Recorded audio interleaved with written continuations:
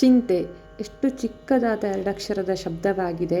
ಇದಕ್ಕೆ ಯಾವುದೇ ರುಚಿಯೂ ಇಲ್ಲ, ವಾಸನೆಯೂ ಇಲ್ಲ, ಬಣ್ಣವೂ ಇಲ್ಲ.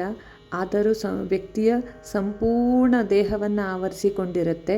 ಇದರಿಂದ ದೇಹದ ಮೇಲೆ ತುಂಬ ಪರಿಣಾಮ ಬೀರುತ್ತೆ.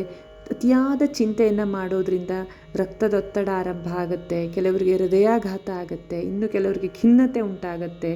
ಹೀಗೆ ಹಲವು ರೀತಿಯ ದೇಹದ ಮೇಲೆ ವೈಪರೀತ್ಯಗಳು ಉಂಟಾಗುತ್ತೆ, ಅನಾರೋಗ್ಯ ಉಂಟಾಗುತ್ತೆ. ಆದ್ದರಿಂದ ಪುರಂದರದಾಸರು ಹೇಳ್ತಾರೆ, ಅತಿಯಾಗಿ ಚಿಂತೆಯನ್ನು ಮಾಡಬೇಡಿ, ಚಿಂತ್ಯಾಕೆ ಮಾಡುತ್ತಿದ್ದಿ ಚಿನ್ಮಯನಿದ್ದಾನೆ ಅಂತ.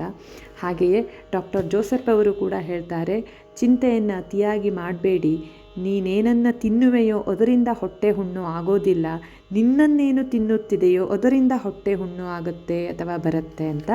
ಹಾಗಾಗಿ ವಿಜ್ಞಾನಿಗಳಿರಲಿ, ಮಹರ್ಷಿಗಳಿರಲಿ, ವೈಜ್ಞಾನಿಕವಾಗಿರಲಿ, ಧಾರ್ಮಿಕವಾಗಿರಲಿ, ಎಲ್ಲ ಮಹಾಜ್ಞಾನಿಗಳ ನಿಲುವು ಕೂಡ ಒಂದೇ. ಅತಿಯಾಗಿ ಚಿಂತೆಯನ್ನು ಮಾಡಬೇಡಿ. ಸಣ್ಣ ಪುಟ್ಟ ಚಿಂತೆಗಳು ಪ್ರತಿಯೊಬ್ಬ ಮನುಷ್ಯರಲ್ಲಿ ಇರುತ್ತೆ. ಆ ಚಿಂತೆಯನ್ನೆಲ್ಲ ಮೂಟೆ ಕಟ್ಟಿ ಪಕ್ಕಕ್ಕಿರಿಸಿ ಮನಸ್ಸಿಗೆ ಬೇಕಾದಂಥ ಮನೋಬಲವನ್ನು ಹೆಚ್ಚಿಸಿಕೊಂಡು ಸಂತೋಷಮಯವಾದ ಸುಖಕರವಾದ ಜೀವನವನ್ನು ನಿಮ್ಮದಾಗಿಸಿಕೊಳ್ಳಿ ಅಂತ. ಇದಕ್ಕೆ ನೀವೇನಂತೀರಾ?